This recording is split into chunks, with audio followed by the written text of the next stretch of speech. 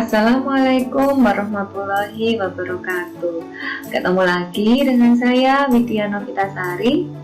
Kali ini kita akan belajar tentang kekongruenan, terutama kekongruenan pada bangun datar. Seperti biasanya, sebelum kita mulai belajar bersama kita, sebaiknya kalian klik like, komen, dan subscribe. Jangan lupa kalian bunyikan loncengnya ya, sehingga tidak akan ketinggalan dengan yang akan saya share selanjutnya. Oke, sekarang kita masuk pada materi. Ini perhatikan gambar berikut. Nah, ini saya punya gambar menara kembar di Malaysia ya. Ini namanya kembar. Nah, sehingga bentuknya sama. Nah, kan kembar dia, maka sama persis. Selain ini, coba. Ini saya punya permukaan dari uang logam Rp1.000. Sama-sama 1000-nya ini ya. Hanya beda permukaannya yang di depan. Ini perhatikan bagaimanakah bentuknya, bagaimana ukurannya.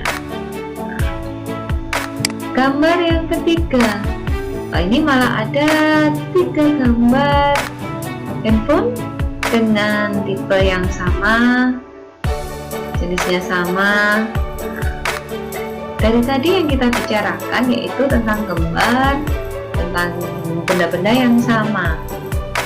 Kembar itu berarti bentuknya sama, ukurannya juga sama, besar kecilnya sama.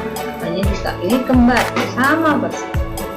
Nah, di matematika ada istilahnya loh tentang bentuk-bentuk sama ini.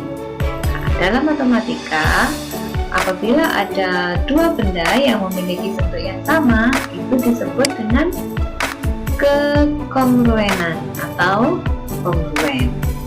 Ya. Nah, 2 bangun yang sama persis ini memang disebut dengan kongruen. Nah, tapi secara formal dalam konteks bangun datar, 2 bangun datar dapat dikatakan kongruen jika memenuhi 2 syarat, yaitu bentuknya sama dan ukurannya sama. Bentuknya sama ini berarti besar sudut-sudutnya yang bersesuaian harus sama besar. Kalau ukurannya sama berarti panjang sisi-sisi yang bersesuaian harus sama panjang. Itu ciri-ciri bangun yang kongruen dalam matematika.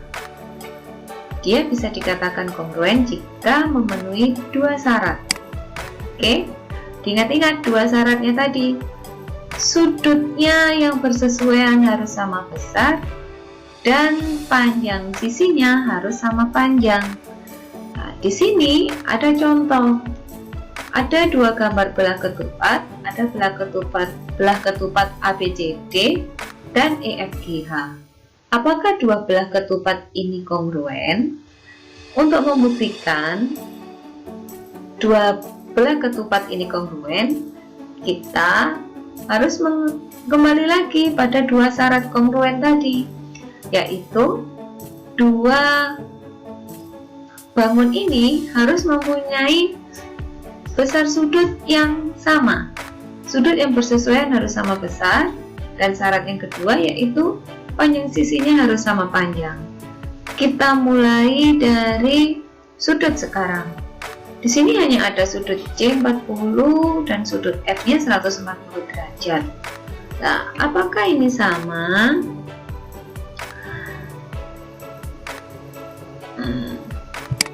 Sekarang kita menggunakan sifat-sifat belah ketupat ya. Pada belah ketupat, sudut yang berhadapan sama besar. Sudut A ini berhadapan dengan sudut C, sehingga kalau sudut C-nya 40 derajat, maka sudut A ini juga 40 derajat. Ini bisa kita tuliskan sudut A-nya 40 derajat. Kemudian sifat belah ketupat juga pada sudut yang berdekatan itu berjumlah 180 derajat, sehingga sudut C ditambah sudut D itu sama dengan 180 derajat. Sudut C nya 40 derajat, maka ini ya saya tulis D. Ini sudut D nya 180 derajat dikurangi 40 derajat. Jadi sudut D ini 140 derajat. Nah, tadi dari mana 140? Pasti tahu ya, tadi sudah saya beri anak di sini deh. 140 ini tadi dari jumlah sudut yang bersesuaian berjumlah 180, sehingga sudut D itu 180 dikurangi sudut C yaitu 40. Ketemulah sudut D nya 140. Kemudian sudut B ini berhadapan dengan sudut D. Sudut yang berhadapan berjumlah besarnya sama, sehingga sudut B ini juga besarnya 140.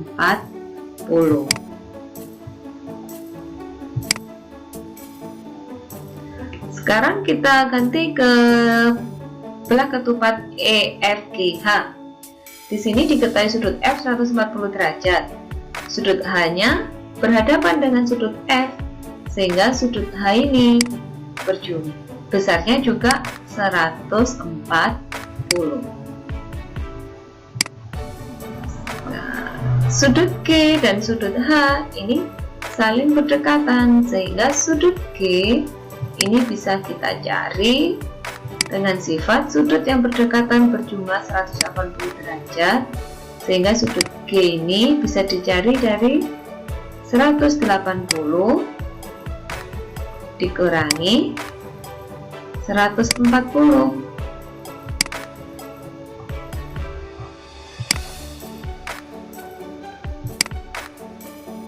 Nah, maka sudut G nya 40 derajat. Sekarang dilihat sudut E. Sudut E berhadapan dengan sudut G, karena sudut G 40 derajat, maka sudut E ini juga 40 derajat ya. Nah, sekarang sudut sudah ada semua lengkap. Sepanjang sisi belah ketupat itu semua sisinya sama panjang. Jika diketahui sisi CD pada belah ketupat ABCD ini 6 cm, maka semua sisi pada belah ketupat ini juga sama 6 cm. Pada belah ketupat EFGH, panjang sisi EF ini 6 cm, maka semua sisinya juga sama, panjangnya 6 cm. Sekarang kita bandingkan pada sudut yang bersesuaian dan sisi yang bersesuaian. Oke, sudut DAB ini ya, sudut DAB itu sama dengan sudut HEF, karena bersesuaian dia besarnya sama, sama-sama 40. Nah, sama sudah. Sudut DCB, ini sudut DCB itu ini ya, 40 derajat ini bersesuaian dengan HGF. HGF itu ini ya, dilihat dari huruf tengahnya. HGF berarti huruf tengahnya G. Nah, kita cari di sini G. Itu besarnya juga 40. Kemudian sudut ADC itu sudut D sesuai dengan ini hurufnya di tengah. Itu bersesuaian dengan sudut EHG. 140 sudut D, sudut H juga 140. Sudut ABC, kita lihat sudut B 140 derajat bersesuaian dengan sudut EFG. Itu kita lihat sudut F sama 140 derajat. Sehingga keempat sudut yang bersesuaian ini sama besar. Satu syarat sudah terpenuhi ya, sudutnya. Sekarang panjang sisi, karena dia belah ketupat, maka semua sisinya sama panjang. ABCD ini semua sisinya 6 cm, EFGH ini juga semua sisinya 6 cm, sehingga tinggal kita lihat sisi AB, ya, sisi AB itu bersesuaian dengan sisi EF, sehingga AB sama dengan panjang dengan EF, benar 6 cm. Sisi BC bersesuaian dengan sisi FG, sama panjangnya 6 cm. Sisi CD itu bersesuaian dengan sisi GH, juga sama 6 cm. Sisi AD bersesuaian dengan HI, panjangnya sama 6 cm. Sehingga syarat kedua pun sudah terpenuhi, bahwa sisi-sisi yang bersesuaian juga sama panjang. Jadi bisa disimpulkan belah ketupat ABCD kongruen dengan belah ketupat EFGH. Sekarang ada satu contoh lagi. Ada contoh kedua, ya.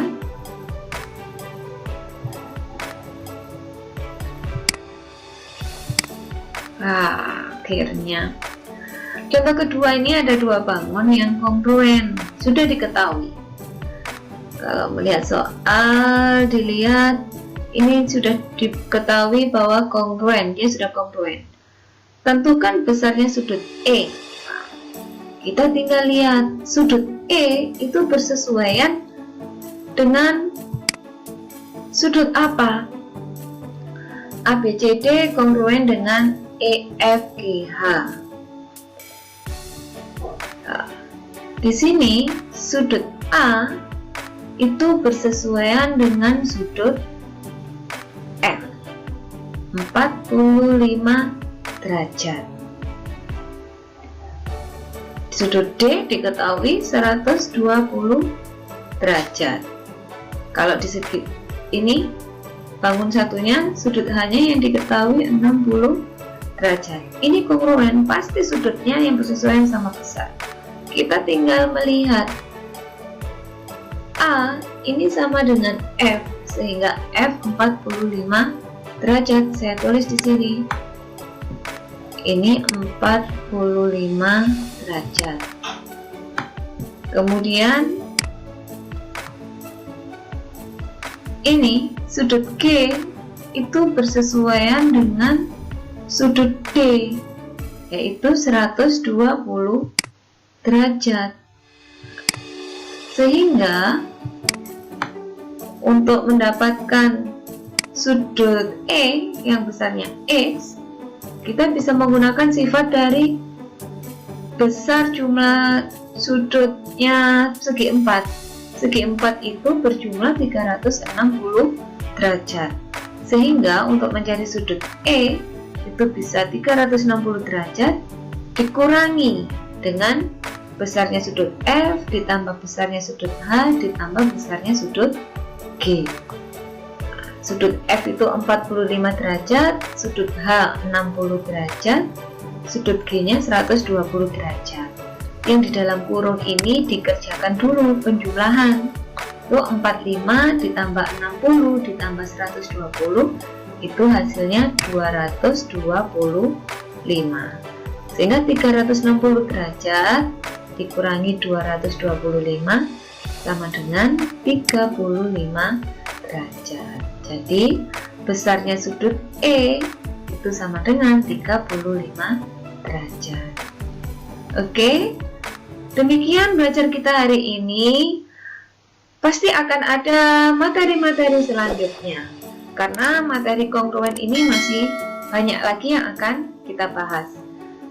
Biar tidak ketinggalan, maka jangan lupa like, komen, dan subscribe. Jangan lupa juga bunyikan loncengnya sehingga tidak ketinggalan dengan materi-materi yang akan saya share. Oke, wassalamualaikum warahmatullahi wabarakatuh.